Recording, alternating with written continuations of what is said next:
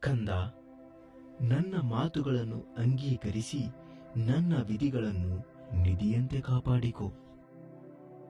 ನಿನ್ನ ಕಿವಿಯನ್ನು ಜ್ಞಾನದ ಕಡೆಗೂ ಹೃದಯವನ್ನು ವಿವೇಕದ ಕಡೆಗೂ ತಿರುಗಿಸು. ಬುದ್ಧಿಗಾಗಿ ಮೊರೆಯಿಟ್ಟು ವಿವೇಕಕ್ಕಾಗಿ ಕೂಗಿಕೊಂಡು ಅದನ್ನು ಬೆಳ್ಳಿಯಂತೆಯೂ ನಿಕ್ಷೇಪದಂತೆಯೂ ಹುಡುಕು.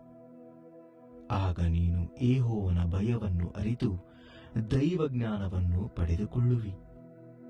ಯೆಹೋವನೇ ಜ್ಞಾನವನ್ನು ಕೊಡುವಾತನು. ಆತನ ಬಾಯಿಯಿಂದಲೇ ತಿಳುವಳಿಕೆಯೂ ವಿವೇಕವೂ ಹೊರಟು ಬರುತ್ತದೆ. ಯೆಹೋವನೇ ಜ್ಞಾನವನ್ನು ಕೊಡುವಾತನು. ಆತನ ಬಾಯಿಯಿಂದಲೇ ತಿಳುವಳಿಕೆಯೂ ವಿವೇಕವೂ ಹೊರಟು ಬರುತ್ತದೆ. ಆತನು ಯಥಾರ್ಥ ಚಿತ್ತರಿಗಾಗಿ ಸುಜ್ಞಾನವನ್ನು ಕೂಡಿಸಿಡುವನು. ದೋಷವಿಲ್ಲದೆ ನಡೆಯುವವರಿಗೆ ಗುರಾಣಿಯಾಗಿದ್ದು ನ್ಯಾಯ ಮಾರ್ಗವನ್ನು ರಕ್ಷಿಸುತ್ತಾ ತನ್ನ ಭಕ್ತರ ದಾರಿಯನ್ನು ನೋಡಿಕೊಳ್ಳುವನು. ಹೀಗಿರಲು ನೀನು ನೀತಿ ನ್ಯಾಯಗಳನ್ನು, ಧರ್ಮವನ್ನು, ಅಂದರೆ ಸಕಲ ಸನ್ಮಾರ್ಗಗಳನ್ನು ತಿಳಿದುಕೊಳ್ಳುವಿ. ಜ್ಞಾನವು ನಿನ್ನ ಹೃದಯದೊಳಗೆ ಪ್ರವೇಶಿಸುವುದು. ತಿಳುವಳಿಕೆಯು ನಿನ್ನ ಆತ್ಮಕ್ಕೆ ಅಂದವಾಗಿರುವುದು. ಬುದ್ಧಿಯು ನಿನಗೆ ಕಾವಲಾಗಿರುವುದು. ವಿವೇಕವು ನಿನ್ನನ್ನು ಕಾಪಾಡುವುದು. ಇದರಿಂದ ನೀನು ದುರ್ಗಮ ಮಾರ್ಗದಿಂದಲೂ ಕೆಟ್ಟ ಮಾತನಾಡುವವರಿಂದಲೂ ತಪ್ಪಿಸಿಕೊಳ್ಳುವಿ.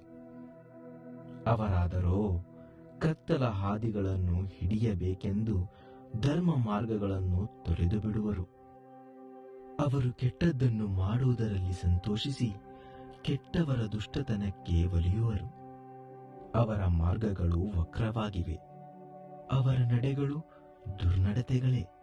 ವಿವೇಕವು ನಿನ್ನನ್ನು ಜಾರಳಿಂದ, ಎಂದರೆ ಸವಿ ಮಾತನಾಡುವ ಪರಸ್ತ್ರೀಯಿಂದ ತಪ್ಪಿಸುವುದು. ಅವಳು ತನ್ನ ಯೌವನ ಕಾಲದ ಕಾಂತನನ್ನು ತ್ಯಜಿಸಿ ತನ್ನ ದೇವರ ಮುಂದೆ ಮಾಡಿಕೊಂಡ ಒಡಂಬಡಿಕೆಯನ್ನು ಮರೆತು ಬಿಟ್ಟಿದ್ದಾಳಷ್ಟೇ. ಅವಳ ಮನೆಯೇ ಪಾತಾಳಕ್ಕೆ ಇಳಿಯುವ ದಾರಿ. ಅವಳ ಮಾರ್ಗಗಳು ಪ್ರೇತಲೋಕಕ್ಕೆ ಹೋಗುತ್ತವೆ. ಅವಳ ಬಳಿಗೆ ಹೋಗುವವರು ಯಾರೂ ಹಿಂದಿರುಗುವುದಿಲ್ಲ. ಅವರಿಗೆ ಜೀವದ ಮಾರ್ಗವು ದೊರೆಯುವುದೇ ಇಲ್ಲ.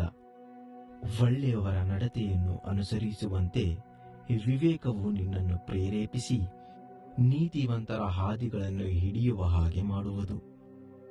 ಯಥಾರ್ಥವಂತರು ದೇಶದಲ್ಲಿ ಸ್ವತಂತ್ರರಾಗಿರುವರು, ನಿರ್ದೋಷಿಗಳು ಅದರಲ್ಲಿ ನೆಲೆಯಾಗಿರುವರು. ದುಷ್ಟರಾದರೋ ದೇಶದೊಳಗಿಂದ ಕೀಳಲ್ಪಡುವರು, ದ್ರೋಹಿಗಳು ನಿರ್ಮೂಲರಾಗುವರು.